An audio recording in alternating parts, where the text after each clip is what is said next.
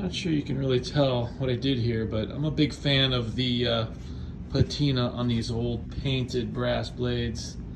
Except here, I think where these reddish brown spots are, I think somebody at some point tried to remove what they thought was just dirt and tarnish, and they stripped away some of the paint, and now that brown is actually probably tarnished brass. But anyway, they were just kind of dull and dingy and dry looking no matter what I did. I even tried some of the Meguiar's on there, maybe a little Blue Magic, but it just seemed to like leave a little bit of a haze. So I wiped them down with mineral spirits to get rid of that, and then I used, I can't find it, oh, Penetrol is kind of something I use in some of my historic restoration work in old buildings and stuff,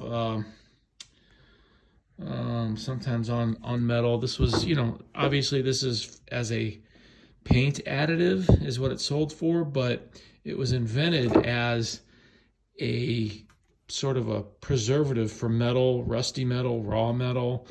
I'm sure it's a different product than it was in World War II when it was invented, but nonetheless, it works pretty good to sometimes rejuvenate sort of old, dried, painted finishes. And not recommending putting it on Japan or any paint of any like high dollar fan or whatever.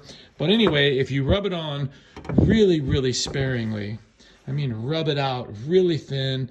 I think I put one little dab on this microfiber, and I probably did the entire face of one whole side. And then I took another dry one and dried it and dried it and dried it, you know, trying to basically get it to the point where there was like nothing on it at all. And then let it dry. It takes a while to dry. But it's just a really nice soft look to it. Gives it some more depth. You know, it's not like putting on a clear coat or anything, but it's sort of like wax, except none of that potential white residue, etc.